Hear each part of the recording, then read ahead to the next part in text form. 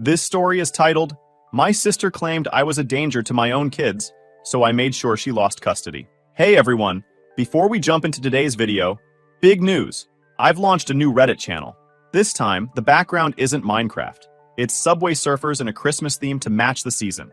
Check it out, subscribe, and join the fun. Links in the description. See you there. Now let's start the video. Alright, so here's the thing. I'm Lucas, 36, a single dad of 2 amazing kids. Ethan's 9 and a ball of energy, always sketching something or asking a million questions about dinosaurs. Mia's 6, super smart for her age, and has this thing where she loves puzzles and can spend hours putting them together. We live a simple life. Nothing fancy, but we're happy. Or at least we were, until my sister Natalie decided to stick her nose where it didn't belong.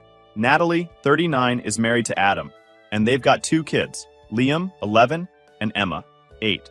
If you were to meet Natalie, you'd think she has it all together. She's got the corporate job, the Pinterest-perfect house, and she's always dressed like she's going to some magazine photo shoot.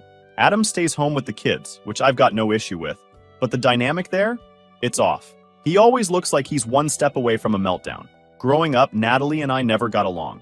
She was the golden child. Straight A's, teacher's pet, always following the rules. Me? Not so much. I was the kid who'd get grounded for sneaking out or skipping homework. I've worked hard to get my life on track as an adult, especially after becoming a dad, but Natalie still acts like I'm that rebellious teenager. She loves to helpfully criticize everything I do, especially when it comes to raising my kids. A few weeks ago, we had a family gathering at our parents' house. These things are rare because nobody really gets along, but everyone pretends for the sake of keeping the peace. Ethan and Mia were running around the backyard with their cousins, laughing and just being kids. It was nice, until Natalie opened her mouth. She made this big comment in front of everyone about how kids who aren't disciplined enough grow up to cause problems later, while looking directly at my son, who had just tripped and spilled his soda. My dad gave me a look like, don't take the bait, so I laughed it off and moved on. But inside, I was fuming. Natalie has this way of making everything feel like a personal attack, even when she's pretending to just make a general observation. Fast forward a few days, and there's a knock at my door. I open it, and there are 2 people standing there from CPS. My heart dropped. The woman said they'd gotten a report about unsafe living conditions and needed to do a welfare check. I'm standing there trying to process what's happening while my kids are in the living room, totally unaware. I let them in, of course. I mean, I had nothing to hide, but it felt awful. They went through everything, asked about our routines, looked at the kids' bedrooms, even checked the fridge to make sure we had enough food. They talked to Ethan and Mia, and my kids were polite but confused about why these strangers were asking them questions. When they finally left, they told me everything seemed fine, and they'd close the case. But the whole experience left me shaken. I knew right away who was behind it. Natalie. She'd been making those digs at the gathering and probably decided to take it a step further by calling CPS. The thing is, this wasn't just petty anymore. She crossed a line. This could have gone way worse. What if the CPS workers hadn't believed me? What if my kids had said something innocent but got misinterpreted? I decided to confront Natalie at the next family event. I didn't accuse her outright, but I asked if she'd heard anything about someone making a CPS report against me. Her response? She smirked, actually smirked, and said something like, well, people just care about the kids and want what's best for them. That was all I needed to hear. The rest of the family? They were no help. My parents were upset about the CPS visit, but they didn't want to take sides. Family is family, my mom kept saying. Adam just stayed quiet like he always does, and Natalie acted like she hadn't done a single thing wrong. I'll admit, for a few days, I was overwhelmed. It felt like my world had been turned upside down because of her. But then I realized something. She's been doing this my whole life. Taking little jabs, making me feel less than, acting like she's better than everyone else. This time, though, she wasn't going to get away with it. I didn't know exactly what I was going to do, but I knew one thing for sure. I wasn't going to let her mess with my family again. She made this personal when she tried to paint me as an unfit father. And if she wanted to fight, well, she picked the wrong person. The more I replayed everything, the more I realized she wasn't just throwing jabs anymore. She was actively trying to ruin my life. Calling CPS wasn't some offhanded comment or casual insult. It was calculated. That realization hit me hard. I started to notice things I hadn't before, like how her so-called perfect life wasn't as polished as she wanted everyone to believe. It wasn't hard to pick up on once I started paying attention. The cracks in her marriage, her kids' behavior, even the way Adam acted at family gatherings. It was all there if you looked closely. Let me start with Adam. When Natalie and Adam first got married, He was this laid-back, easygoing guy. He was the type to crack a joke at the most serious moments just to lighten the mood. But now, he's like a shell of who he used to be. At family events, he barely talks unless Natalie prompts him. And even then, it's like he's afraid to say the wrong thing. He's always tired, always distracted. The guy doesn't even laugh the same anymore. It's this forced, nervous chuckle like he's waiting for Natalie to approve it. The kids, Liam and Emma, are another story. Liam, who's 11, used to be this loud, energetic kid who'd always drag Ethan into whatever wild game he'd thought up. Now he's quiet and constantly checking to see if Natalie's watching him before he does anything. And Emma, who's 8, seems to act more carefully around her mom. Every time Natalie raises her voice, even if it's not directed at her, Emma flinches like she's expecting to get yelled at next. At one family dinner, Emma spilled her water, and Natalie immediately snapped at her. "You're so clumsy! Can't you go one meal without making a mess?" Everyone went silent, including Emma, who just sat there with her head down. Adam tried to defuse the situation by cleaning it up himself, but Natalie shot him a look that shut him down before he even said a word. Watching it unfold made my blood boil. Then there's the social media front. Natalie's Instagram is like this shrine to how amazing her life supposedly is. There are pictures of perfectly plated dinners, family game nights, and vacations where everyone is dressed like they coordinated outfits in advance. But when you're around her in real life, it's a different story. At one point, I noticed Adam looked completely miserable in most of their pictures. His smiles didn't reach his eyes, and in some of them, you could tell he was just going through the motions. It was subtle, but once I saw it, I couldn't unsee it. It was like the cracks in their perfect little world were all right there if you looked closely enough. What really got me thinking was a conversation I had with Adam. It was at another family barbecue, and we were stuck at the grill together. Natalie had wandered off to talk to our mom, so it was just the two of us. Adam started asking me about my freelance work, which was surprising because he usually didn't talk much. I explained how I managed my schedule, how I balanced work and time with my kids. He nodded along and then, almost casually, said, "It must be nice to have that kind of freedom." The way he said it wasn't bitter, just wistful. I asked him what he meant, and he kind of hesitated before saying, "Natalie plans everything down to the minute. Sometimes it feels like I'm just there to follow orders." It wasn't a full confession, but it said enough. Adam was clearly struggling, and Natalie's need for control was a big part of it. A few days later, I got a message from someone I hadn't talked to in years. Adam's old friend Rachel. She and Adam used to be really close before he married Natalie, but they drifted apart over the year. Rachel reached out to me because she'd seen some of the family drama play out on social media and was worried about Adam. She told me that Adam had been venting online about his marriage in private forums. According to her, he felt trapped, like he was walking on a tightrope every day. Natalie controlled everything, what the kids ate, what Adam wore, even how he spent his downtime. Rachel didn't have screenshots, but she gave me enough details to confirm what I'd been seeing with my own eyes. I also started noticing things about the kids. Liam was struggling in school, which Adam mentioned offhandedly at a family gathering. He said the school counselor had recommended therapy for Liam's anxiety, but Natalie thought it was unnecessary. "He just needs to focus more," she'd apparently told Adam. It was heartbreaking to hear because Liam is such a bright kid, but he's clearly dealing with way too much for his age. Emma, on the other hand, had become more withdrawn. At one point, I overheard her talking to Ethan about how she didn't like going home because Mom gets mad a lot. It was such a simple statement, but it hit me like a ton of bricks. No kid should feel that way about their own home. The final straw was when I saw Natalie yell at Adam in front of the kids. It was at a small family get-together, and Adam had forgotten to bring a specific type of juice Natalie wanted for the kids. She lit into him like he'd committed some major crime, all while the kids stood there, silent and uncomfortable. Adam just took it, muttering an apology and walking away to get whatever she wanted. At that moment, I realized how deep Natalie's control went. It wasn't just about me or her trying to play the perfect sibling. She was toxic to everyone around her, including her own family. I knew I couldn't sit back and let her keep hurting people, especially her kids. They deserved better than the constant stress and pressure she was putting them under. And Adam? He needed someone in his corner, because he clearly didn't have the strength to stand up to her on his own. After realizing how bad things were with Natalie, I knew I had to do something. The problem was, I didn't really know what that something should be yet. Calling her out directly wouldn't work. She'd just deny everything and make herself out to be the victim, which she's frighteningly good at.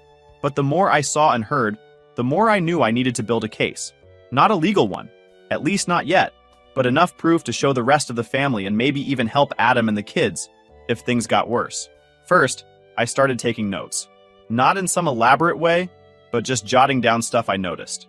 For example, at the next family dinner, Natalie's oldest, Liam, sat there quietly picking at his food, while Natalie talked over everyone about her kids' incredible discipline. She even joked about how it's all about tough love, which made my stomach turn. At one point, Emma dropped her fork and immediately froze, like she was afraid Natalie would call her out in front of everyone. Natalie didn't even notice, but I did. I wrote it down later that night. Around this time, Adam started opening up more, though cautiously. I didn't push him, just let him talk when he felt comfortable. One day, he mentioned how Natalie had taken away the kids' snacks because she didn't like how much sugar they were eating. Not just junk food, all snacks. Fruits, crackers, everything. He told me Liam had started sneaking food from the pantry at night because he was so hungry. Adam said he'd tried to bring it up, but Natalie accused him of undermining her parenting. That one stuck with me. I mean, taking away snacks? Kids need food. It's not rocket science. But it fit perfectly with Natalie's obsession with control. It wasn't about what was best for the kids. It was about everything being done her way, no matter what. I also started talking to people outside the family, like some of the parents at Liam and Emma's school. I wasn't nosy about it. I just asked general questions, like how their kids were doing and whether they liked the teachers. One parent mentioned that Liam had been having a hard time in class lately. The teacher apparently called Natalie in for a meeting to discuss his anxiety, but Natalie brushed it off as Liam just needing to try harder. The parent didn't know much beyond that, but it was another piece of the puzzle. Meanwhile, Rachel, the old friend of Adam's who'd reached out to me, was a goldmine. She started sharing more about what Adam had vented about in those private forums. One thing she mentioned was how Natalie would yell at him in front of the kids, blaming him for things like forgetting to pick up groceries or not folding the laundry the right way. He'd written something like, "I feel more like one of her employees than her husband." Rachel also sent me a few screenshots she'd found from when Adam talked about the kids. In one, he mentioned that Emma had started wetting the bed again, and Natalie's response was to punish her by taking away her bedtime story. That one made me sick. Bedwetting is a stress thing for kids, and Natalie's solution was to make Emma feel worse? It was becoming painfully clear that her parenting style wasn't tough love. It was emotional abuse. I kept documenting everything. At one point, I overheard Liam telling Ethan that he couldn't play outside for more than 15 minutes because Mom says I have to study. They were at a family event, for crying out loud. What 11-year-old has to study during a family barbecue? At another gathering, Emma accidentally let slip that she'd been skipping lunch at school because Natalie said she needed to lose a little weight. Emma, an 8-year-old. I don't even know how I kept my composure when I heard that. Later, when I mentioned it to Adam, he just sighed and said, "It's not worth arguing with her. She'll just make it worse." That's when I realized how deep this went. Adam wasn't just tired or overwhelmed, he was completely defeated. He didn't feel like he could stand up to Natalie at all, and the kids were paying the price for it. I decided to start looking into resources for him. I found information on local family counselors, men's support groups, and even legal aid services. I didn't know if Adam would ever use them, but I wanted him to have options. Around this time, Natalie's behavior started becoming more obvious to other family members. My cousin Amanda pulled me aside at a family birthday party and asked, "Does Natalie seem off to you lately?" I played dumb, letting her vent without revealing how much I already knew. Amanda mentioned that Natalie had snapped at her for bringing cupcakes to the party, saying they were too sugary and setting a bad example. Amanda's exact words were, "I'm not sure if she's just stressed or if something's seriously wrong with her." The turning point came when I saw Emma's teacher at a grocery store. We ended up chatting and I casually mentioned how much Emma loved school. A white lie, but I needed an opening. The teacher hesitated for a moment before saying, "She's a sweet girl, but she seems nervous sometimes, like she's afraid of getting something wrong." That hit me hard. It wasn't just the family seeing it, it was spilling over into the kids' school lives too. I wrote all of this down. Every comment, every observation, every piece of evidence I could gather. I even started keeping screenshots of Natalie's social media posts, just in case they contradicted what she said later. It wasn't about being petty anymore. This was about protecting Liam and Emma. They didn't deserve to live like this. And Adam didn't deserve to feel trapped in his own home. By the end of it, I had a mountain of information. It wasn't enough to go to CPS. At least, not yet. I still wasn't sure what the next step would be. But one thing was certain. I wasn't going to let her keep hurting the people around her. Things started unraveling faster than I expected. The funny thing is, I didn't even have to do much at this point. Natalie's own actions were doing the heavy lifting. The more she tried to control everyone around her, the more obvious it became that her perfection was nothing more than a flimsy facade. It all started with Adam. For months, he had been dropping hints about how bad things were at home. He never came out and said it outright, but you could tell he was miserable. One evening, after another tense family dinner where Natalie bossed everyone around, Adam stayed back to help me clean up. I don't know if he was stalling or just needed a break from her, but as we wiped down the counters, he let out this long, tired sigh and said, "I don't know how much more I can take." That was the first time he openly admitted things were bad. I didn't push him. Adam's not the kind of guy you can pressure into talking. But I told him he didn't have to deal with everything alone. I mentioned that I'd been looking into resources for him, like support groups and legal advice, and his eyes lit up for the first time in months. It was like he'd been waiting for someone to throw him a lifeline. A week later, Adam showed up at my place unannounced. He looked like he hadn't slept in days. "I need help," he said, plain and simple. That's when we got to work. I gave him the list of resources I'd put together, and we talked through his options. One of the first things we did was open a separate bank account for him. It wasn't much, just a place where he could start squirreling away money without Natalie noticing. It felt like a small step, but it was huge for Adam. For the first time, he was taking back a little control. Meanwhile, Natalie's behavior was getting worse. At the next family event, she had another one of her infamous meltdowns. This time, it was over something ridiculous. My mom forgot to make a dish Natalie had requested. Natalie blew up in front of everyone, going on about how it's not that hard to follow instructions, and why does no one in this family take anything seriously? My mom looked like she wanted to crawl under the table, and the rest of us just sat there, awkwardly staring at our plates. Even Adam, who usually tries to smooth things over, stayed quiet. You could see the tension on his face, though. He was barely holding it together. The kids, as always, were caught in the middle. Liam looked embarrassed, and Emma was on the verge of tears. After Natalie stormed off to calm down, I pulled Adam aside and asked if he was okay. He just shook his head and said, "The kids are starting to notice more. It's getting harder to shield them from it." That broke my heart. I knew I had to step up my efforts to support him, not just for his sake, but for Liam and Emma too. Then came the breaking point. One afternoon, Adam texted me and asked if I could pick up the kids from school. Natalie had some work emergency, and he was stuck dealing with an issue at home. I didn't mind. It gave me a chance to see Liam and Emma in a different setting. When I got to the school, Liam's teacher pulled me aside. She seemed hesitant, but eventually said, "I've been noticing some changes in Liam. He's been more withdrawn lately, and he mentioned feeling nervous about going home. I thought you should know." When I told Adam what the teacher had said, he looked devastated. "I don't know what to do anymore," he admitted. That's when I suggested he meet with a family lawyer. At first, he was hesitant. "It feels so final," he said. But I reminded him that this wasn't just about him, it was about protecting Liam and Emma. That seemed to flip a switch for him, and a few days later, he had his first meeting with the lawyer. While Adam was starting to take steps toward freedom, Natalie was digging herself into a deeper hole. At another family dinner, she went on a tirade about how nobody understands the sacrifices I make for this family. She claimed Adam didn't appreciate her. The kids were ungrateful, and the rest of us were too judgmental. It was like watching someone implode in real time.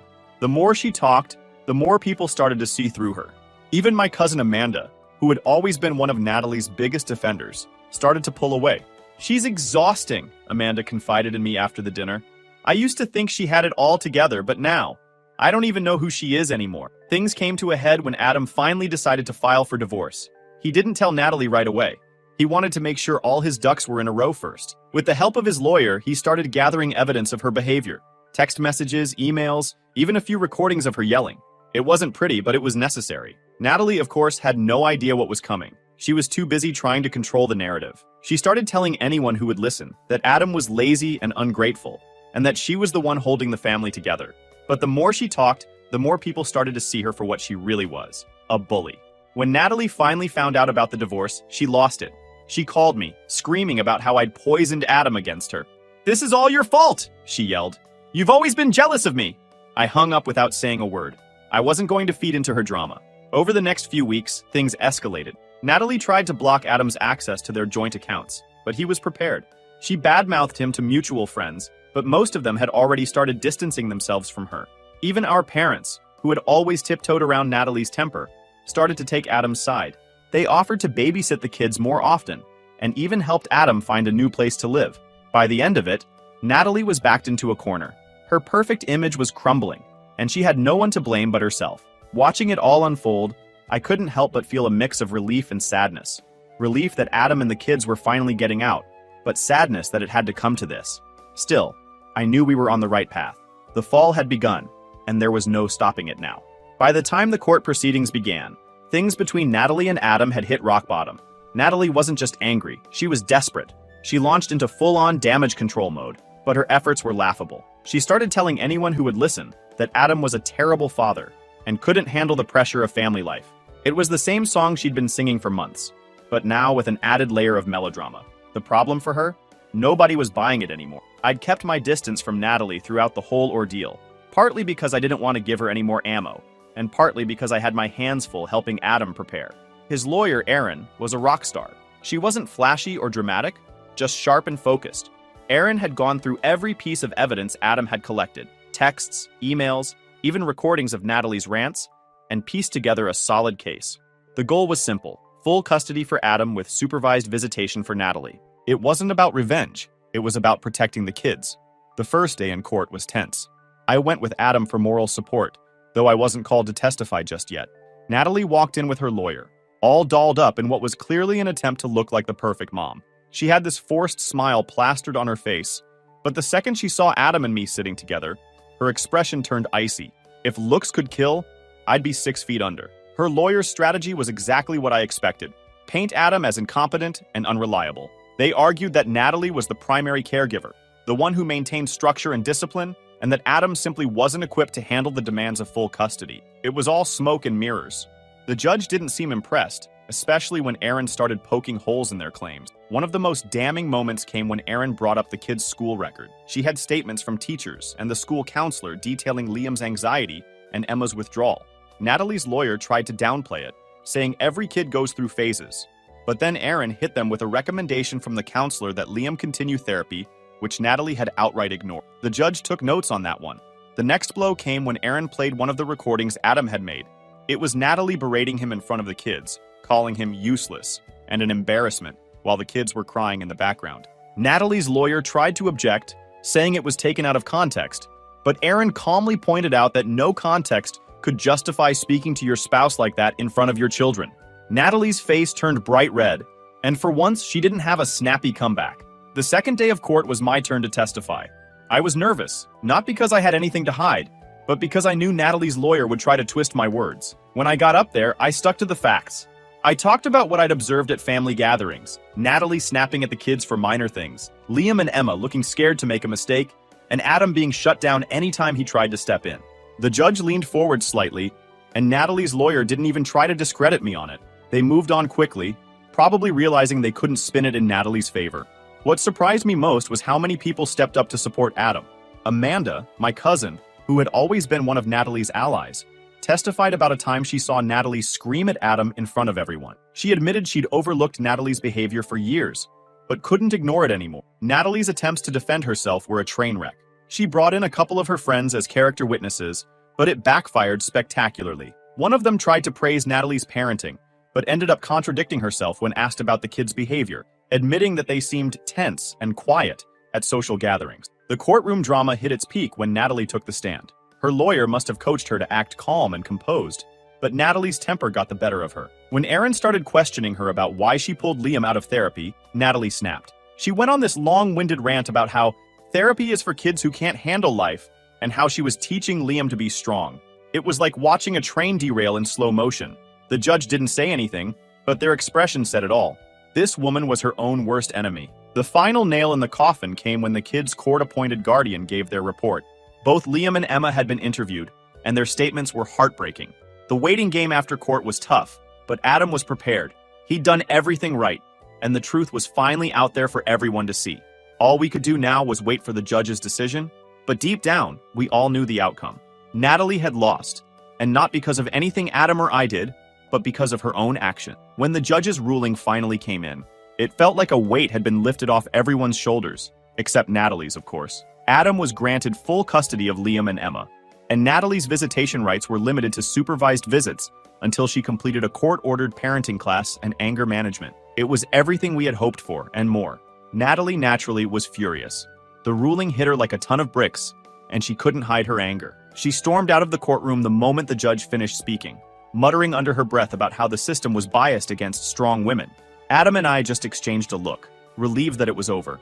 Well, mostly over. Natalie being Natalie, there was no way she'd go quietly. For Adam, the first few weeks post-ruling were all about adjusting to his new normal. He moved into a cozy, three-bedroom house in a nearby neighborhood. It wasn't as big or fancy as the one he'd shared with Natalie, but it was warm and welcoming. Most importantly, it felt like a fresh start for him and the kids. The first time I visited, Liam and Emma were already decorating their rooms with posters and string lights. The difference in their demeanor was immediate. Liam seemed more relaxed, and Emma was actually smiling. A real smile, not the stiff, forced one she'd worn for years. Meanwhile, Natalie was unraveling. She tried to spin the custody ruling as a misunderstanding, but nobody was buying it. Her social media posts were a bizarre mix of pity parties and fake positivity. One day, she'd post a long rant about how the system always favors the wrong people, and the next, she'd upload a picture from her supervised visit with the kids, captioned with something like, "Being a mom is my greatest joy." The comments were brutal, people calling her out for her hypocrisy, or straight up ignoring her attempts to fish for sympathy. Her meltdown didn't stop online. She tried to stir up drama within the family, accusing anyone who supported Adam of betraying her.